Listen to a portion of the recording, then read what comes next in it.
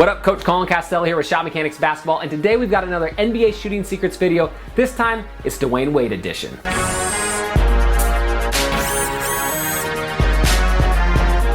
Alright, so I really like a lot of Dwyane Wade's natural mechanics. Now, he's not that great of a shooter, but he's kind of really developed his own style and comfort to make him a capable shooter in the NBA.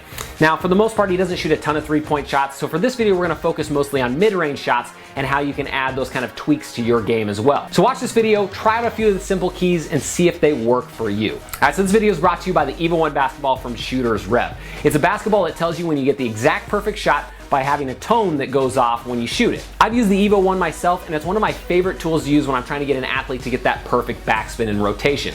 Again, backspin and rotation is really important because it slows the velocity of the ball and gives you that touch if it does end up hitting the rim. So I highly recommend that you check out the link in the description to find out exactly what the EVO 1 basketball is all about. I highly recommend it. And to make it even better, if you use the coupon code SHOTMECH, you're gonna get 10% off your order if you decide to purchase it. All right, so now let's jump into Dwyane Wade's shooting mechanics and how you can improve your shooting with them. So the first thing I want to talk about is shooting off of separation, because Dwyane Wade doesn't get very many catch and shoot jumpers. Most of the time they're things that he creates and gets separation from the defender. Now, if you're looking to become a scorer more than just a shooter, being able to shoot off separation is one of the main keys that you need to focus on. Now, what's crazy is that generally your eyes are the most important thing when it comes to shooting off of separation. Check out how on this play when D-Wade comes out of his separation, his eyes go up to the target or the rim early, that way he's got a longer time to aim his shot. Now, I call this eye training, and it's really important to be able to focus through on your target because a lot of people get distracted at the defender who's closing out at them. So find your target early and train your eyes, because if you do, every shot will feel like an open shot, even if you're covered. All right, next let's talk about his release or his dominant finger.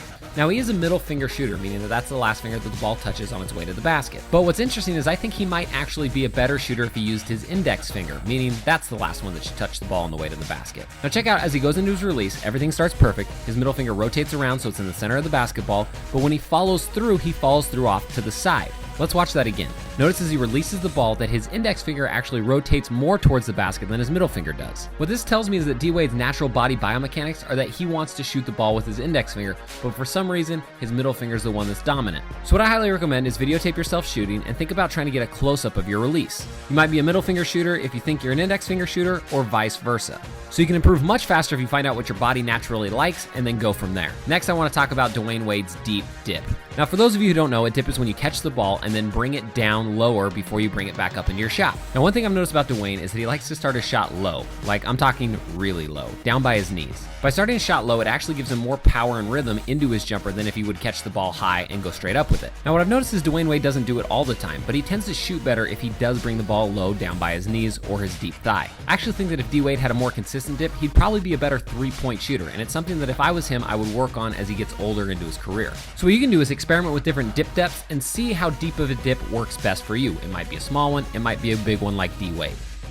If you enjoyed this video, feel free to hit that like button and leave a comment in the comments section down below, because this is a channel for the people, by the people, and I run everything off of the comment requests. And if you're new to Shot Mechanics, you're going to hit that subscription button down below. That way you get all our videos as soon as they come out. And we're one of the fastest growing basketball channels on YouTube, and I want you along for the ride. All right, you're also going to want to click the annotation above or the link in the description to get a free copy of my top 3 favorite shooting secrets. These are shooting secrets that you can plug directly into your game, and odds are they will increase your shooting percentage the very first time you use them. That's how powerful they are. So click the annotation and get in there. Again, I'm Coach Colin Castell with Shot Mechanics Basketball. Thanks for watching this video, and don't forget to go check out the EVO 1 basketball from Shooter's Rev.